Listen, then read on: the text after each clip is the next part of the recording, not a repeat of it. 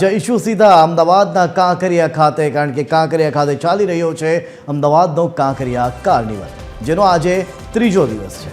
ત્રીજા દિવસે પણ કાંકરિયા કાર્નિવલમાં જનમેદની ઉમટી છે। સ્ટેજ 1 પર પાર્થ ઓઝાના સંગીતથી કાંકરિયા ગુંજી ઉઠ્યું, તો કાર્નિવલમાં ત્રીજા દિવસે હિન્દી ગુજરાતી ગીતોની જમાવટ જોવા મળી। સ્ટેજ પર બોમ્બે સર્કસના કલાકારોએ લોકોને અચંબિત કર્યા હતા।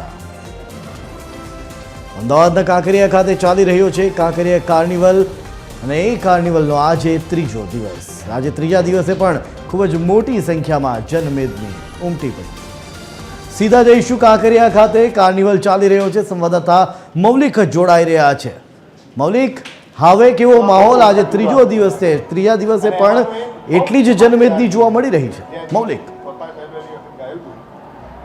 બિલકુલ આજે કાંકરિયા કાર્નિવલનો ત્રીજો દિવસ છે અને મોટી સંખ્યામાં જે રીતે દ્રશ્યો છે તેમાં જોઈ શકાય છે કે લોકો છે તે ઉમટ્યા છે અને જોઈ શકાય છે કે આજે ત્રીજા દિવસે કાંકરિયા કાર્નિવલમાં પાર્થ ઓઝા છે તેમના સંગીતથી આ સમગ્ર કાંકરિયા કાર્નિવલ છે તે ગુંજી ઉઠ્યું છે। મોટી સંખ્યામાં લોકો પણ છે આપણી સાથે, એમની સાથે વાત કરીશું।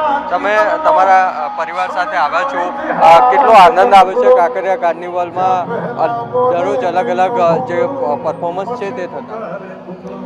અમને 7 દિવસનો કાર્યક્રમ હોય છે, અમને ખૂબ જ મજા આવે છે, અમે ખૂબ જ એન્જોય કરીએ છીએ અને મ્યુનિસિપાલિટી કોર્પોરેશનની વ્યવસ્થા બી ખૂબ જ સરસ છે અને અમે 7 દિવસ ખૂબ એન્જોય કરીએ છીએ। વહેલા આવી જઈએ, છોકરાઓને બી ખૂબ જ મજા આવે છે અમને।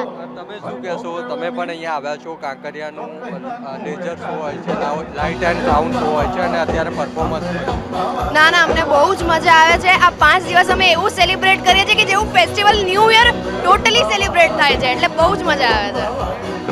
અમને આનંદ છે આવે છે। મેં કહ્યું તેમ પાર્થ ઓઝા છે ત્યાં તેઓ આ સ્ટેજ 1 છે ત્યાં આજે પરફોર્મ કરી રહ્યા છે અને મોટી સંખ્યામાં લોકો છે તે પણ આ કાંકરિયા કાર્નિવલ છે ત્યાં પહોંચ્યા છે અને કાંકરિયા કાર્નિવલ જે 25 થી 31 તારીખ સુધી છે, ફ્રીમાં લોકોને એન્ટ્રી તેની મજા માણી રહ્યા છે। જી આભાર મૌલિક સમગ્ર માહિતી આપવા।